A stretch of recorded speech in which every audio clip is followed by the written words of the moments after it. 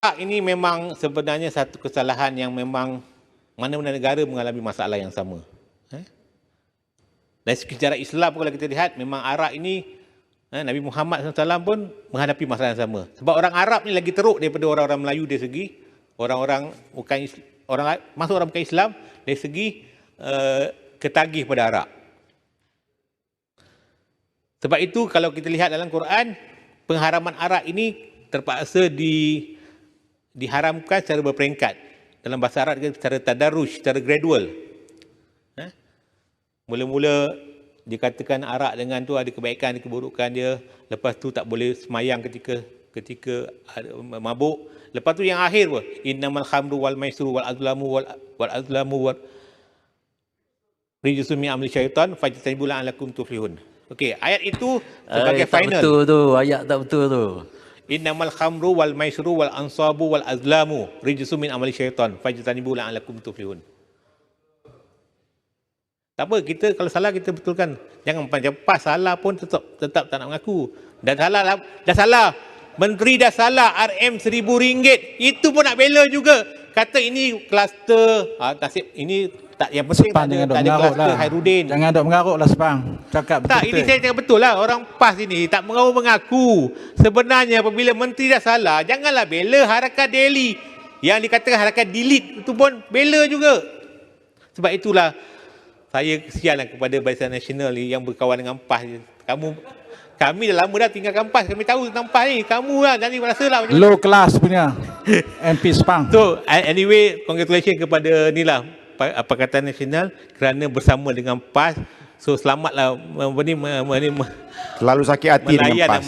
Lalu sakit hati dengan PAS. 5 tahun makan gaji atas tiket PAS. Masa tu kita menang Pakatan Rakyat lah. Kenapalah bangang sangat tu? Siapa yang bangang yang Muhammad? Siapa yang bangang? You lah. Siapa yang bangang? Tarik balik. Tarik balik bangang. Saya tarik balik kalau tak bangang. Bukan Pakatan Rakyat. Kalau tak bangang, Alright.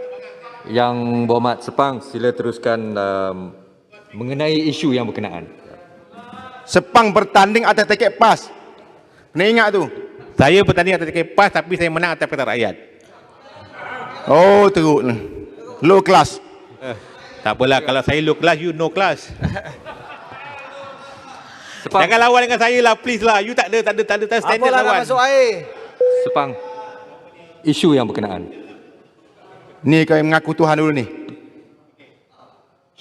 Tuan Speaker, saya mengatakan bahawa Arak ini bermasalah. Atas Amerika, sebuah negara yang hebat, mereka juga mengalami masalah yang sama. Semasa mereka nak mengharapkan Arak, mereka menggubal satu akta panggil Volstead Act. Daripada nama Volstead. Kita boleh tengok dalam filem The Untouchable lah. Mereka berhadapan dengan satu masalah. Walaupun mereka buat undang-undang yang baik, tapi bila tiba nak melaksanakan, mereka ada masalah. Rasuah.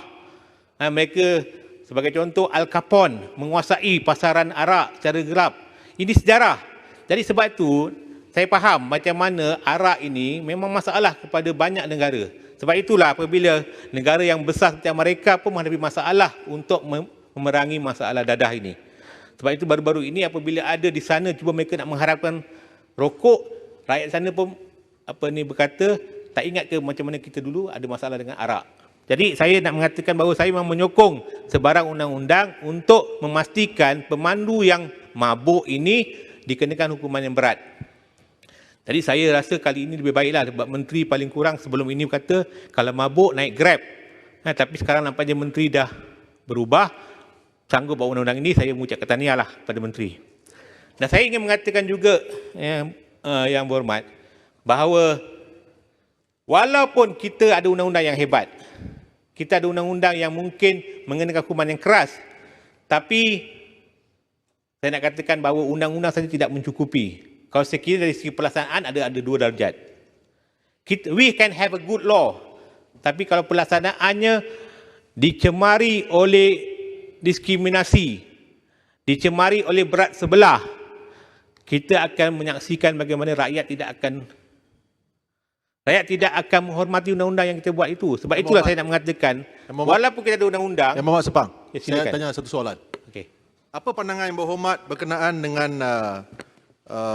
perkhidmatan ataupun dengan izin polis escort yang diberikan kepada orang-orang individu tertentu yang merupakan bekas ahli kerajaan atau Perdana Menteri seperti Yang Berhormat Pekan ketika beliau pergi berkempen, walaupun beliau telah disabitkan dengan kesalahan, didapati bersalah.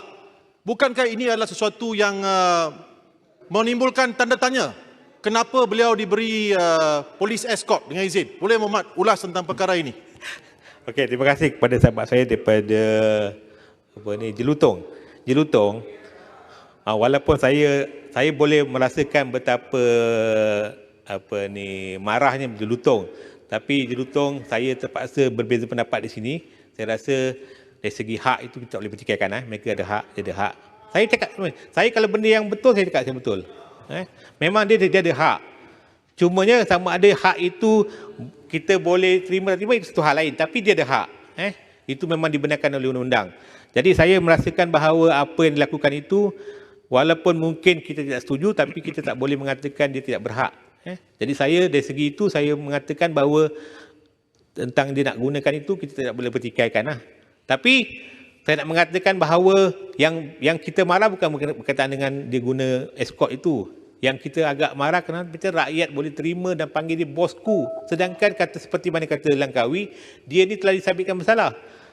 Jadi kita pun heran macam mana rakyat tidak rasa, dan dia sendiri pun tak ada rasa malu. Itu yang saya rasa kan. Ya Muhammad, sikit saja. Saya tinggal 40. Jadi saya nak mengatakan bahawa segala undang-undang yang kita nak buat ini, kita pastikan kalau kita nak jadi undang-undang ini efektif, kita mesti memastikan pelaksanaannya tidak lagi ada unsur 2 darjat. Kalau menteri bersalah, jangan kita bela. Kita jangan mengatakan bahawa dia menteri daripada pihak kita, kita kena bela. Kita kena masukkan, kalau boleh masuk dalam penjara, biar dia rasa sikit. Walaupun kita tahu kalau kena denda, contohnya macam rakyat biasa kena RM8,000, kalau dia kena RM8,000, dia mungkin hilang kelayakan sebagai ahli parlimen dan mungkin mengurangkan undi. Tapi demi untuk kita menegakkan rule of law, kita mesti berani mengatakan bahawa kita bersama, baik kerajaan ataupun pembangkang, kita bersama mesti tidak bersetuju dengan Yang Berhormat daripada Kuala Nerus, dan kita mesti memastikan dia dikenakan hukuman yang berat setimpal kerana dia sebagai menteri gagal menunjukkan contoh yang baik untuk menegakkan undang-undang. Sebab itu saya kata, kalau kita berterima kasih kepada Yang Berhormat daripada Seputih, kalau dia tidak dedahkan perkara ini, rakyat tak tahu. Sebab itu saya mintalah kepada semua pihak sana, khususnya kepada kawan-kawan daripada pihak PAS, janganlah bela sangat. Menteri daripada mewah, menteri daripada apa? Saya panggil mewah lah. Menteri boleh kata orang pergi Singapura, lori bawa sayur pun boleh. Lori bawa sayur pun boleh. Lori bawa sayur pun boleh. Tak kena kuarantin. Kenapa menteri kena kuarantin? Soalan begitulah. Jadi saya merasakan bahawa ini satu statement yang tak sepatutnya diberikan. Jadi saya lagi mengatakan bahawa rang undang-undang ini undang-undang yang baik, tapi saya meragui pelaksanaannya nanti adakah akan dapat dilaksanakan dengan baik. Jadi saya menyokong, tapi saya mengharapkan kita semua mesti memastikan tidak ada 2 darjat dari segi pelaksanaan undang-undang. Sekian, terima kasih. Terima kasih Yang Berhormat Sepang.